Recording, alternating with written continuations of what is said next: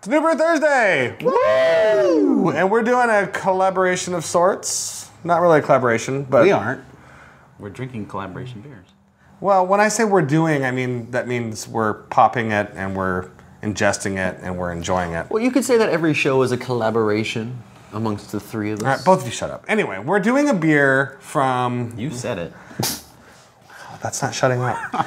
That's like the opposite of shutting up. We're doing New Belgium and Lost Abbey's collaboration beers today. Yes, Betta Bretta and Brett beer. Yes. Which I'm going to say New Belgium, Lost Abbey kind of beat you on the name. They win the name game. Yes. And the label game, quite frankly. They have a damn frog on their label. Yeah.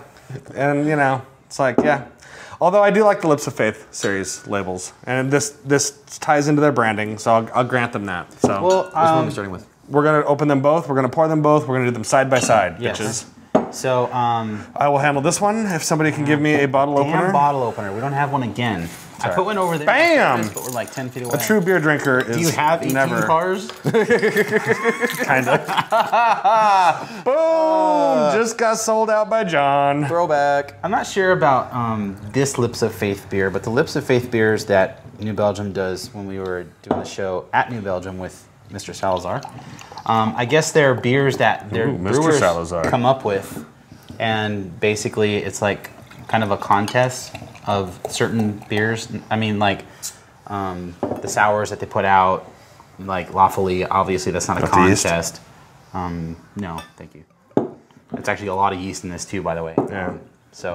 But yeah, I don't know if this is part of that or if it's just they branded it Lips of Faith just because it's an off beer. Yeah, I think it's more that style because this is actually between Peter Bucharest. No, Bucharest. Brocaire. Brocaire? Brocaire, something like Yeah, that. I can never pronounce it. Bucharest. Budapest. Peter Budapest.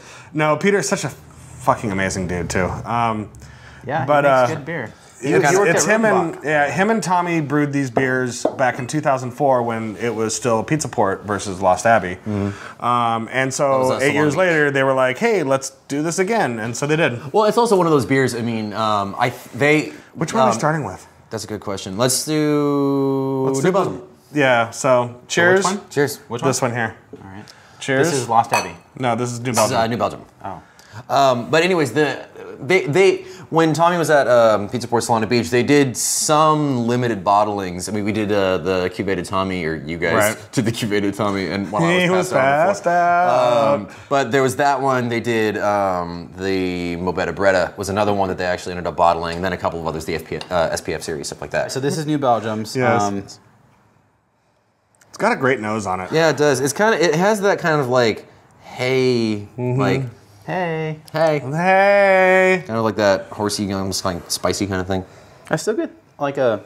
It's very clean. It's funky. It's got a funkiness to it, but it's extremely clean on the nose. It's like a yeah. very slight like tartness on the nose too. And then like a little bit of. And the running gag on this. I guess it's the tartness I get most of. The running gag on this is that people think that they added pineapple to it because it's got a very pineapple-y flavor Maybe that's to it. like that. Yeah, that little tartness to it. There is no actual pineapple added in this that I believe. I would assume that's just from the yeast. Yeah. Well, there are certain strains of Brett that'll put out like crazy like pineapple flavors. So It smells What's cool when they brewed this, and maybe this is what they always do, but I thought it was cool. They poured off some of the wort initially and spiked it with Brett and let that kind of do its thing for a few hours while they were handling everything else, and then during the boil added that back in. Oh, interesting. Or at the end of the boil or during the whirlpool. Yeah. And so, yeah, and then they re-spiked it again when it was peaking as far as the Brett process They goes. spiked it with Brett and then added it to the whirlpool. The like 10 gallons of the wort, they spiked that wort with Brett and then just kind of let that sit and kind of do its thing for a little bit. During the brew day? Yeah, apparently. Yeah, well, you can add... And then added that in back during the whirlpool. I imagine it would give like that wort a little bit of flavor to it, but then also if you actually put yeast into the boil, it's a yeast nutrient. Right. Like Cerbomyces is mostly just dead yeast. It's just yeast. Because I was going to say, you put it in the whirlpool, you're killing the yeast, right? Yeah, exactly. Yeah. But yeah, it's not. It wasn't intended to be the Fermenting yeast. Thank you. I know my words. It was just okay. It was an added like profile, added nutrient, added kind of just let's see what happens. More like a natural yeast nutrient. Right. Yeah, exactly. Okay, that's cool. I Yeah, guess. they're actually, there are some breweries who will just take yeast and just throw it in the boil. Like if they have yeast left over that they don't want to use for fermenting, they'll just throw it in the boil for a nutrient. That's cool. Yeah.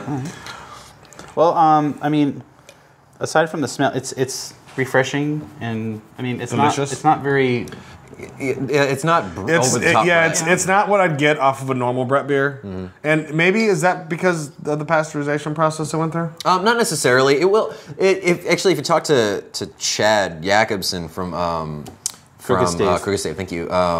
He'll actually talk about his words too. Yay! He'll actually talk about how different it'll be if you use Brett as a primary strain versus using it in the secondary and giving that super long aging kind of thing. Like it's actually relatively clean. It's more like a Belgian strain than anything. Yeah, it'll that's be what like I'm getting. It'll be like super phenolic and like that kind of thing, but it won't be like funk or like tart or whatever. You know, Funky, It's very funky. Belgian-esque, I guess. Yeah, exactly. It's you don't get a lot of that horse blanket kind of thing. But it's a lot more like it has a lot bigger fruit characteristics than I would expect from a Belgian beer normally. Like if you're talking like a Belgian triple or a Belgian blonde even, like you get some fruit characteristics off of it because of the yeast.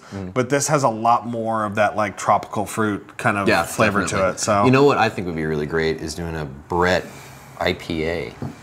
So you have that kind of. Been done before. Oh, excuse me. Oh. No, I'm talking about me. Oh, well, you doing one? Me Oh, okay. Well, you should doing it. specify that. Yeah. 'Cause- I wasn't, but whatever. You know, it'd be cool if they like made beer and then like put it in a really cold spot so it like almost sort of like lagered or something. God, that would be so awesome, don't you think? That's so messed up. Hey, My kicking Steve failed. my brewing stand did. Basically, what happened is that I just won everything right And if you're now. wondering why the brewing stand's so close, I just got done brewing. Just finished brewing. That's out of the way. We were gonna try to do like a max headroom thing with each of us in one of the brew kettles, but John wouldn't let us cut the bottoms out. Such a jerk. Yeah, sorry. So let's try the Lost Abbey one. Yes, let's do it. Cheers to Lost Oh, Abbey. yeah, cheers number 2. Cheers. Sorry, John, I kind of short poured you because I didn't want to yeast you. It's all good, my friend. Little bit more pineapple-y-ness on this one, but I'm I almost surprised get less how- funk off of it on the nose. Yeah, I'm honestly surprised at how similar they are. I mean, because usually, you can take the same recipe, brew it in 2 different places, and they'll be two pretty dang different beers. Well, one you know? thing about these beers is New Belgium brewed their beer, and they pulled off the yeast, and they shipped it. Or, I'm sorry, the Lost Abbey. Did I say New Belgium? Yeah, Lost Abbey. Brewed the beer. They pulled off the yeast and shipped the yeast to New Belgium, and they fermented their beer with the same yeast that Lost Abbey used with that beer. Oh, nice. Okay. So, I don't know if that, it gives it some consistency. I'm sure that'll definitely, add a lot of. I definitely get more consistency to more it, yeah. funk and like horse blanket and all those terms, whatever you want to use. That kind of funky farmhouse thing off of the Lost Abbey that I do in New Belgium. I think it on the smells flavor a little profile. more Belgian. Yes. You know what I mean? Yeah. Like since we're talking about this whole using Brett in the way they make it, to where the yeast almost turns into a Belgian yeast. Yeah, Kind of like it's almost like I get more of that. I don't get more horse blanket or. Yeah, I mean, Anything like that. I just get a little bit more of the funkiness off of it. I understand what you're saying. I honestly, I had this on tap at the Firestone Walker Brewer Invitational, which I will once again say was the most awesome beer event I've ever been to. Oh wow! Suck It tastes it, Bill. completely different. And they had it on tap there, and it was like way more. It was much more of a Brett beer in your face kind of thing. Right. I don't know if it's the bottling process or what, but neither one of these beers screams Brett beer to me. Like, No. I get I have a completely different expectation for a Brett beer than I'm getting off of any of these beers. Yeah. These are definite. I'm sorry. Go ahead. I was gonna say I get almost more of like a musty kind of aroma from the Lost Abbey version. It's like with the New Belgium, it's almost like breadier. I wonder, you think that has anything to do with the brewery itself? Absolutely. Because, I mean, you look at, like, Lost Abbey, which is, industrial park, very almost Belgian-style brewery where it's like there's cobwebs in the corner and there's a cat that runs around. and New all that Belgium, which shit. is very industrial. Right, Yeah. in New Belgium where you walk in, it's like clean suit and, Exactly. so... Yeah, you have to walk through the clean room in order to go in. I wonder if that's why you're getting more of the mustiness off of this than you would off of the New Belgium one. Yeah, well, I mean, there's all kinds of things it could have to do with. I mean, the the size same and recipe? yeah. I don't know about that. I would assume but- it is because Yeah. I can't see why it would be the connection unless it was How the same could it be recipe. so different then?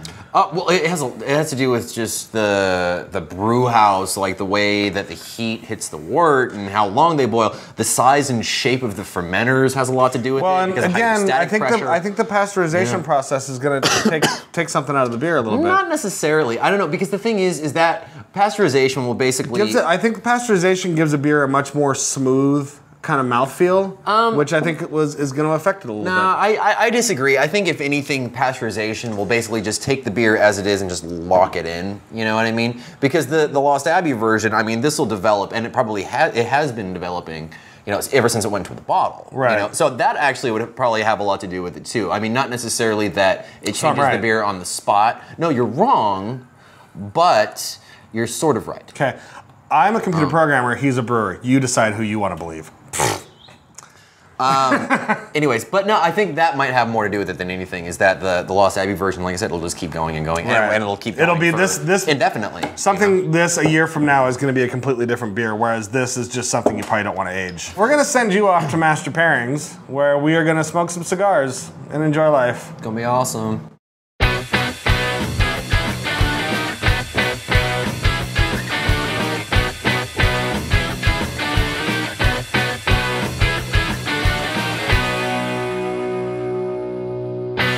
Hey everyone, welcome to another Master Pairing with me, your host, Bill Sysak, and I've got Stephen Johnson here again today. We're doing another beer and cigar pairing as per your request. Today we have a cigar I've never had before. It's produced by Payne-Mason. A lot of you may not have heard of Payne-Mason. They're 100% hand-rolled. Payne-Mason is a company that does cigars for destination. They're called destination cigars. Basically what that means is they Smoke do... them in Jamaica? Yes. No, they do like cigars for the Masters and different events. Oh, the Masters is in the golf tournament. Yes, the golf tournament. I'm like, who are the Masters? They do Bob Payne and his partner. I know Bob. I haven't met his partner. They do these cigars. So you can't find them at for example, cigar shops, but you can find them at certain places, like they might be on the golf course, for certain golf courses that they contract through. You know, when you're playing at the Masters. Different events, things like that. Yeah, if you're in Augusta. Yes. If you're in Augusta. So. This is their Black Lion Torpedo Presidente. And so torpedo being with the shape on the end. When you're cutting these torpedoes, they're the same way as we had talked about other cigars, where there's a cap on there. Can you see the cap there? Yes. A lot of people cut these straight off, but really the way to cut a torpedo is angle your cutter and cut it like that. Okay? Mm-hmm. There you go. Stephen, with this, we're having a great Dogfish head beer. Right. One of the best ones I think Sam's done in the last few years. And this is the Palo Santo Marron, big 12% beer. It's also the 2009 version. So this was the first year he did it, I believe, that he released it in bottles. So it should have some age on it, so it'll be really nice. Mm-hmm. And it's going to go beautifully with this cigar. Now, this is getting into a full-bodied cigar. Okay. Even though it has that beautiful lighter wrapper. I definitely get more of an aroma and even a flavor off of the butt end. It's got a lot of nice intensity. Mm-hmm. Doesn't have a dark Maduro wrapper, which is dark, but it's still got a lot of intensity of flavor. So we got some matches here, but we also have some nice cedar. Now, what's the point of using the cedar? Well, a lot of times you don't necessarily want to use like a Bic lighter, for example, because you're going to be pulling in that in there. Same with matches. Sometimes if you don't let the match burn for a second before you touch the cigar to toast it, you'll get sulfur. But cedar is a purest form of lighting it, so you would do that and then go ahead and light your cigar.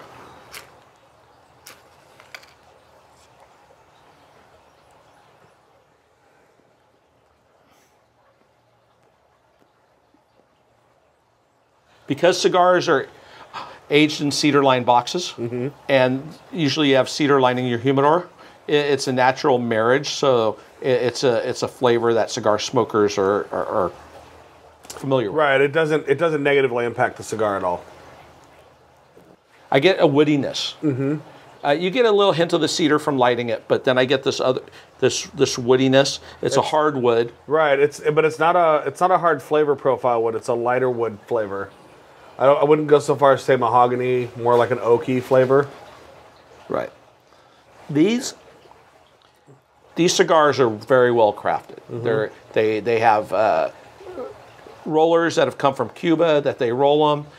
When you go to an event with Payne-Mason, they'll have the rollers there. They'll roll the cigars for you right then.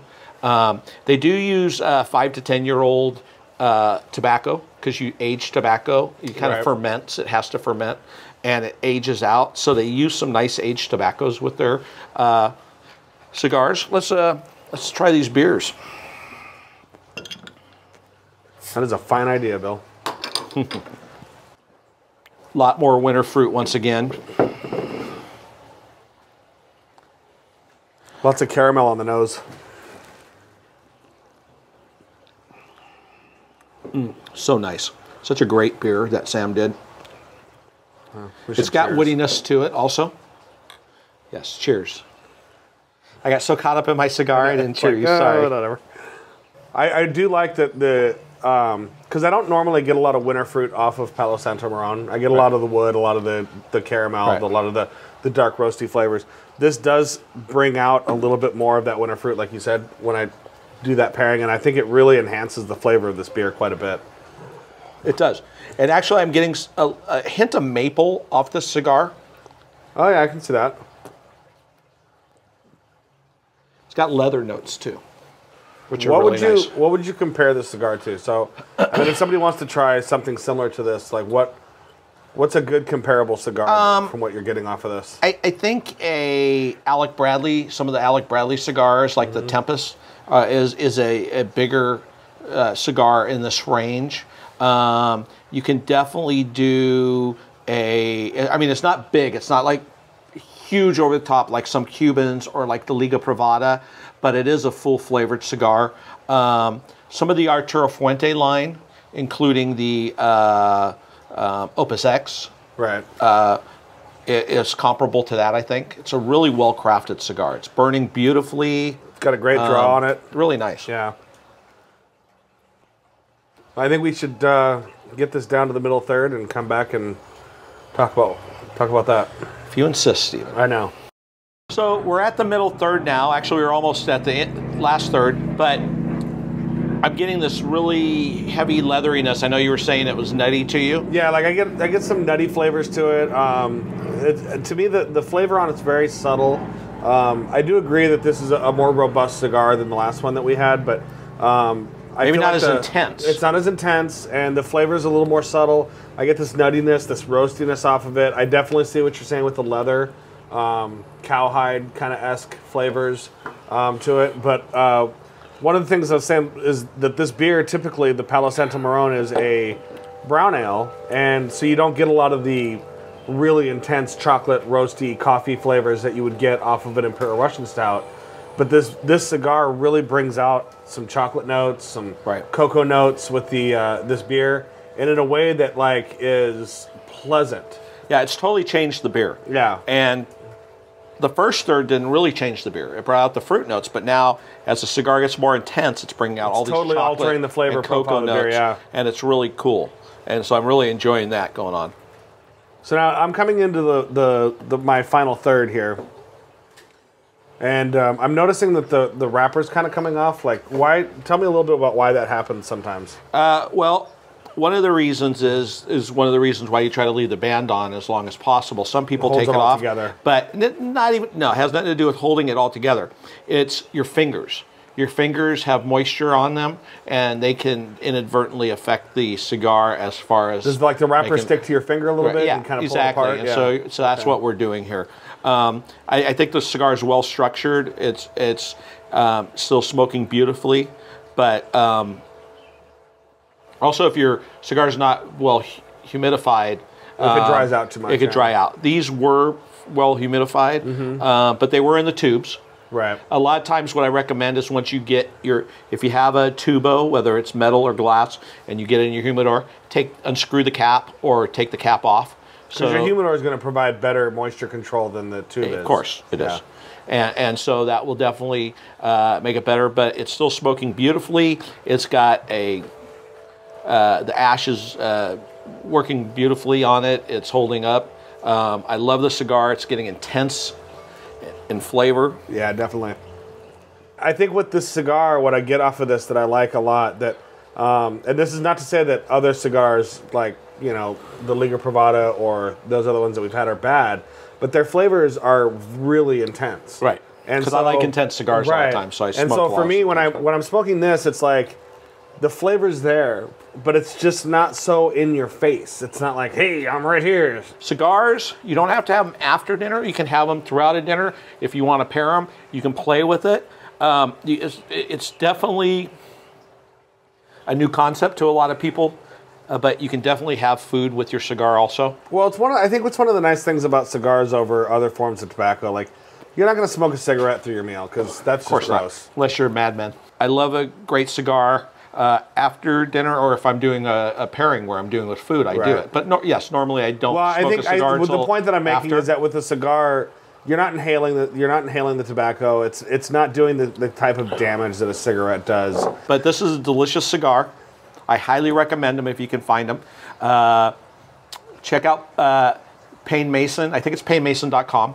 Okay. But check out, just Google Payne-Mason, and you'll definitely find them. And great cigars, Payne dash Mason. And it's delicious, and it goes great with this beer. So thanks for having this cigar and beer with me, Stephen. Thank you. Cheers, everyone. I had to say that it's really cool being able to actually sit these two down next to each other and kind of like pick out the differences. You know, it's not something that we do that often. We almost never do that. Yeah, we almost never do that. But with this kind of thing, I like this because Lost Abbey and New Belgium are such distinctly different styles of breweries, and even all of the barrel stuff and the lips of faith stuff that New Belgium does, which is so perfect and awesome, is that it's so perfect. You know, everything they do is so right on the mark and very precise. Yeah, whereas Lost Abbey is more of a traditional Belgian style barrel house where they're just like Lost Abbey is loose. Yeah, New Belgium's tight. Right. Too easy. I was like, which is, you know, not a good quality if they were women. Well, it's actually kind of cool because there was an interview I read with Lauren Salazar, and she was talking about like the way that they blend barrels and like the fooders and stuff like that, and how she'll actually like take certain like fooders and she'll taste them, and if like they need to be bottled right now, or if they need to be bottled like 6 months from now, but it's ready right now, and then she'll actually she'll like coax the barrel, she'll like add wort, or she'll do like, various things just to get, there's no point in me saying this, but it was a really cool, interesting article. Yeah, about like the way that their barrel program works. Matt just likes to talk about Lauren. Which one do you like best? I don't want to go there. Why not? No, I mean, it doesn't mean one is bad or one is not good or whatever. It's which one do you prefer? I think we should point out the qualities that we like most about the beers. I like Lost Abbey better. John is so politically correct. Well, thanks, Matt. I like New Belgium's better. Yeah. Why? Yeah. I like the mouthfeel. I like the way it. Mostly, it's the mouthfeel of it. I get a little bit more carbonation off of the New Belgium one. I feel like it's a little bit smoother on the mouthfeel. It's a little bit cleaner on the flavor profile, but the aroma is a little bit more funky. So I get the. Yeah, I feel like it hits the notes that I want to be hit on it. Whereas this one has an amazing flavor profile, and it's got the sharp, the little bit of sharpness that I expect from the Brett beer, which I like definitely. But comparing them two side by side, like I'm gonna go to this one because I like the mouthfeel better. Yeah, see, it's funny because for me, like the Lost Abbey one, I actually think is a little bit crisper on the mouthfeel, and that's what I actually like better about that one. It was really interesting what you said about Brettanomyces and like Belgian yeast character, because they both definitely don't scream Brett. Right. And the Lost Abbey one, to me, is just really Belgian-esque as far as everything goes. And it's, I think, a little more interesting. Yeah. So. Yeah, and that's the thing. It's like I think I like the you heard it here first. John thinks New Belgium's boring. Oh, love putting words in everybody else's mouths. That's a game that we play. I like here to put stuff in people's mouths. I'm an asshole. But yeah, I think I like the like that fruity kind of character a little bit better in the Lost Abbey. Yeah. So, but I don't honestly. I don't get the pineapple. Really? I get the tropical fruit, but not specifically pineapple. I can see that. But it's also, I mean, we're comparing gold to gold. You know what I mean? It's like Right. one That's is what I was shinier, just gonna yeah. say. Like, Yeah. Both of them are amazing beers. Both of them, if you can get your hands on them, do it immediately. Yeah. And definitely drink the Lips of Faith right away. I think the Lost Abbey is probably the better one if you want to cellar for a while. But yeah, they're both stellar beers and totally worth okay, the hassle. now better label. Oh, Lost Abbey. Lost Abbey. I was like, sorry, New Belgium. I love the Lips of Faith branding. I really do, but this is a fucking awesome label. I mean, I get it. And that's one thing Lost Abbey this has is always just been cool. very, very like amazing with is their labels. Their labels are always just And I will freaking okay, awesome. but Art Deco-y. they also screen print their labels for the Lips of Faith series. And You can screen print a frog. You could. That's an overheard. You can screen print a frog. That's another process I'd like to see. Like, who decide? Like, obviously it was just independent. Like, we just make our label, they make their label, and whatever. Right. As long as like both names is New Belgium even in this one? No. Oh yeah. Yes, Oh, there it is. Right there, Yes. man. All right, as long as they're both promoted, yes, that's Yeah. cool. But yeah, Yeah. So Lost Abbey anyway, wins. Tomorrow night, be at Naja's. The full be pint 10th amazing. anniversary or Fifth anniversary, bitches. 10th. 10th. We're just Getting skipping ahead of ahead. ourselves, Skipping ahead a yeah. little bit. In 5 years, if you're watching this show, it's the 10th anniversary. Yeah. But this week, it's just the 5th anniversary. Yep. Fifth. And then Saturday, if you want to show up at a random Supercuts in Paris, I'll be getting my beard dyed. Might be awkward, Oh, the but day after Naja's? day after Naja's, yeah. I'll be hungover getting a... For every person that shows up, I'll donate $50. Wow. How about that? Nice. That would be Supercuts are interesting. going to be wondering why there are all these people coming and going, is Steven Johnson here? Yeah, no one's going to And show I'll up. be crying. Yeah, no one's going to show up because it's, first of all, it's in Paris. Like, come on now. Paris, Paris, California. France. Yeah. So anyway, and then Sunday, head over to Blue Palms Brew House because they're having their 4th anniversary party and it's going to be stellar. This Sunday? 12 to 8. Yeah, the 12th. Oh my. Not this It's gonna coming be a busy for weekend. us, the weekend after. Yeah, it's going to be a busy weekend for Yes, us. it is. Wow. And then, of course, obviously, the weekend after that is Stone's 16th anniversary. And if you haven't bought tickets for that, then you're probably SOL, but, you know. Purchase. Purchase them if you can. And then I'll be at GMBF, and I'll be speaking. There's a panel. GNBF, the Great Yes. Nebraskan Great Beer Nebraska Beer Festival. Festival. It's going to be awesome. I'm speaking on a panel. They promoted that today. It was a very So sexy have you written list anything down yet? Yeah, no, we actually have set up a whole discussion of what we're going to do and You're so whatever. professional. I'll try. I'm doing So- a video panel at the Great Moreno Valley Cockfest. Wow, I'm very interested in what that's going to be. That's going to be John at That's home. going to be the most John at awkward home cockfest ever. doing I know this. nothing about this. Just, you know. I do not know anything about your cockfest. Fest. And then obviously festival of September one. 8th is the OC Brouhaha, and if you're not there, then you're an idiot. Deal with it. Be there, be square. Yeah. Yep. Although if you're not in the Southern California area, then you're not an idiot. You're just out of the area. But if you're in the Southern California area, you're not the OC Brouhaha, But then you may you're an be. idiot. We're in the Idiot. what did you just say? The Southern California area. Oh, okay. All right, just a second. All right, so yeah. So yeah, so good times. We love you all. We think you're amazing. We want to hug you independently, each of you. Form a Yes. line. John's blending. John's a Stay blender. safe and drink beer. Stay safe and drink beer, bitches. Bam.